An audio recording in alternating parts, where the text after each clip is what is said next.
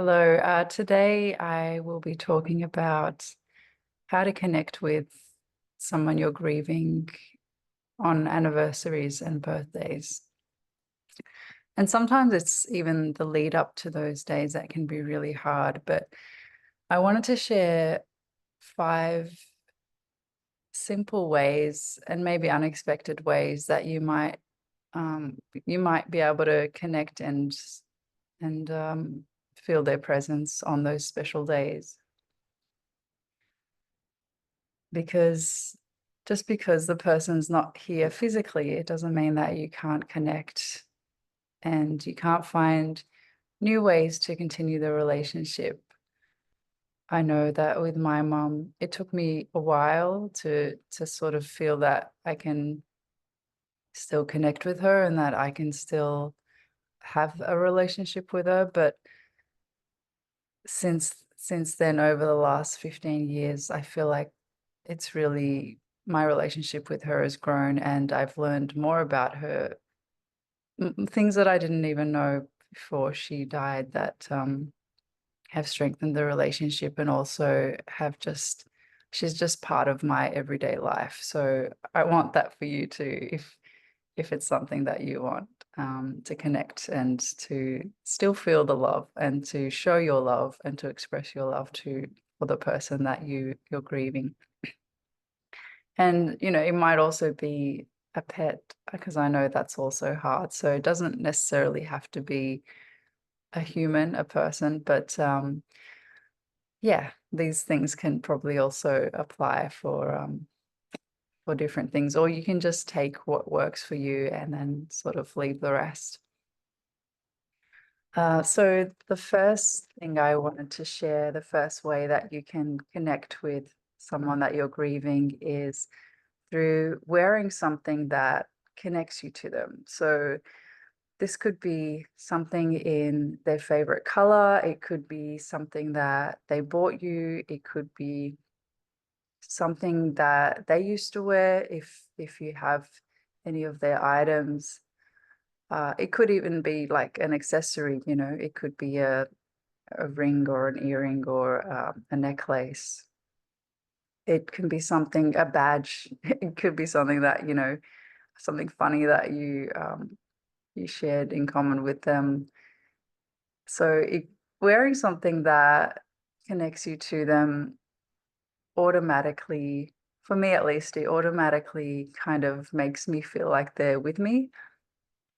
And to kind of wear their color or wear, for example, a shirt of theirs, it really just comforts me. Like I think, yeah, it's a comforting thing, and also it can give you strength sometimes when you need it.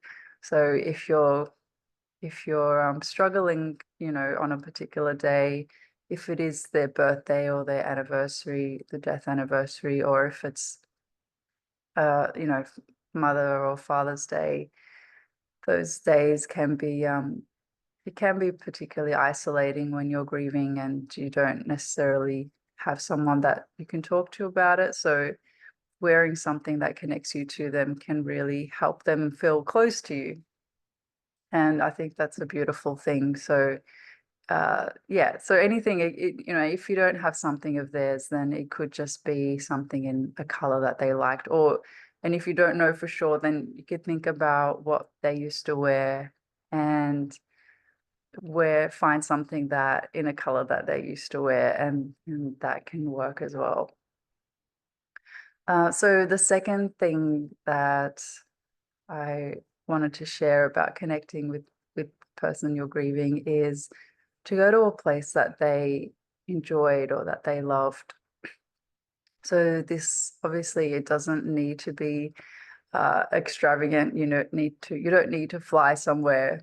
I mean, if you can, if you're able to, then that's pretty amazing. But it could just be that they enjoyed going to the beach, or it could be that they enjoyed going to the park somewhere, or going to a particular restaurant, or I don't know, if they were religious, it could be going to a church, or it could be so many different things, but it's just uh, thinking about where they used to enjoy going to. And if it's a pet that you're grieving, it could be a particular path, a particular park that they loved walking in.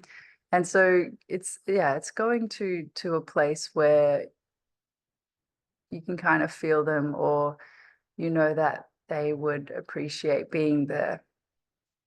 And when you go there, you might just go for a walk, or you might just sit there thinking about them, or you can kind of just sit in stillness and just take it all in, practice some mindfulness. You might want to do some mindful walking, or you might want to just take some deep breaths and just really be there, because I think that also creates some space. And it could just be that you go and cry, and that's totally fine too. And this can be done alone, or it can be done with someone if you know someone, a friend or a partner, or someone that might have known them, or even someone that didn't, but someone that is open to listening. You can go there with them as well. Or if it's a family member and you want to share that experience with other relatives and other family members, then by all means you can take the whole group. And that might be a really nice thing to do. It might be that you go and have a barbecue at a park that they loved, or near the beach, or wherever it is, or go have dinner somewhere at a restaurant that they loved. Yeah. So I think that's a really physical thing that is really nice to do, that connects you to them on those special days. The third idea I have is to write a letter to them.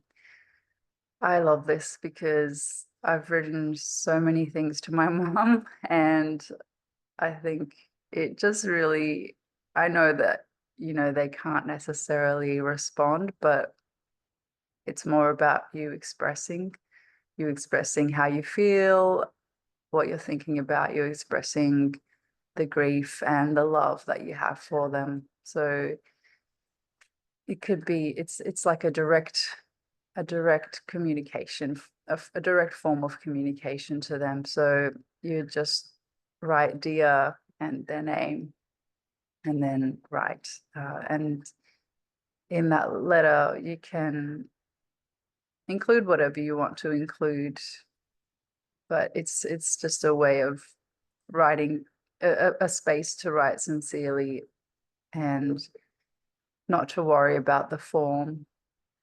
It doesn't have to rhyme, or it doesn't have to be a poem. It's just a letter, as if you were, I guess I think about it in terms of as if you were talking to them in person. If they were here on this day, if it's their birthday, or if it's the anniversary, or if it's another special day, a milestone that you wish you could share with them, what would you actually say to them directly? And that's what you would write in a letter. So I hope that I hope that gives you some sort of idea of how you can use letters. I think they're a really great and simple tool in terms of writing as well. And you don't need to sort of filter yourself. You can just free write, and you can just say everything that you want to say. And if you haven't done this before, it's also just a really good way to say anything that you think was left unsaid. It can be confronting, because if you've been holding that stuff in, and it might be sort of building up, then it can be really hard it takes a bit of courage to sort of actually put it out on the page and release it. But I think, just especially because of that, it's a really powerful tool. Once you do actually do it, it can be a really great relief for you. So that was number 3. So we've got wear something, go to a place, write a letter, go to a place that connects you to them, write a letter to them. So the fourth idea is to cook or buy something that a food that they liked. So if they were, and also this could be something that they enjoyed cooking. And I know that we can never really replicate, how someone, the love and how someone does something, but it's more about spending that time, that quality time, actually mindfully focusing on something and producing something that they would really appreciate or that might make them smile. So whether it's that they loved lasagna or whether it's just a sort of, it could be a sweet, a dessert, if you don't want to cook, if you're not really into cooking, it could just be something that you buy for yourself or for yourself and someone else that knew them, and just enjoying it, and it might also bring up some sadness. It might also bring up some sadness because maybe you think, well, what's the point of cooking this if I can't enjoy it with them? But I would, I guess, encourage you to also sit with that and to and that's just it's part of grieving, that all those moments are bittersweet because while you've created something beautiful and you might be enjoying it, it's also not as enjoyable because they're not there with you.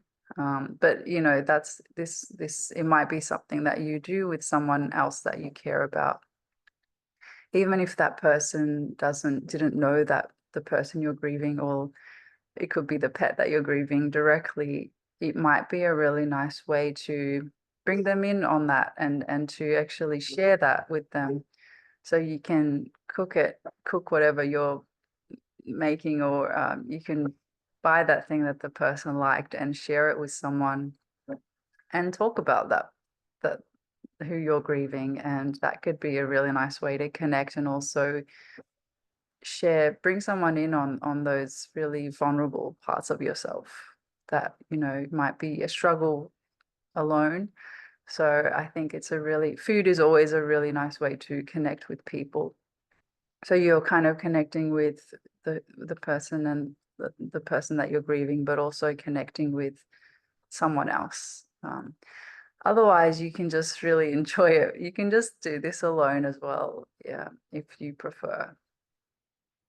So that was the fourth idea. And the last one I have is it sort of connects to the last point, but it's to connect with someone that knew them or that also loved them and misses them. So this could be a friend of theirs, or it could be another relative, that is also struggling, that might also be struggling on the day.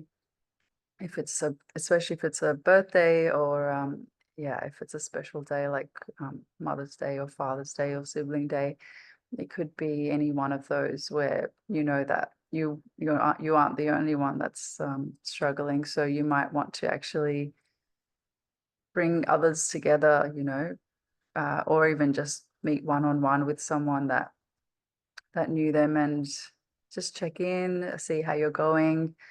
And when you do that, sometimes depending on the relationship or depending on the person that you're connecting with, you don't have to talk about the person you're missing or the person that you're grieving. Sometimes it can be more in the background and you can just talk about other things. You can just have a conversation about random topics, and you might go watch a movie, or you might just do something fun that's unrelated to the person, but it's more about you can still kind of sense why you're both connecting and why you're there. So still be a really beautiful thing to do. And but on the other hand, if they are someone that is going to be open to actually really talking about the person and sharing stories and memories, then, you know, go right ahead and do that, um, and talk about the person and reflect and reminisce on those times, you know, so that could be really nice. But, you know, you don't have to directly talk about them. It's really up to you and the relationship that you have, and who you're connecting with. So I hope those things help, and I hope that they give you some more ideas around how you can connect with who you're grieving on those special days, you know, whether it's a birthday or their death anniversary, or could be your birthday and you're missing them, whatever the case is. I think there's so many others, that so many other ideas that I have around connecting with someone. If you are looking for more ideas, then you can download the app, and the Grief Cocoon app, and there is a short course there that goes into more depth and has a lot more ideas. There's also other resources that you might find useful. So yeah, so thanks for tuning in today, and I will see you next week. Thanks. Bye.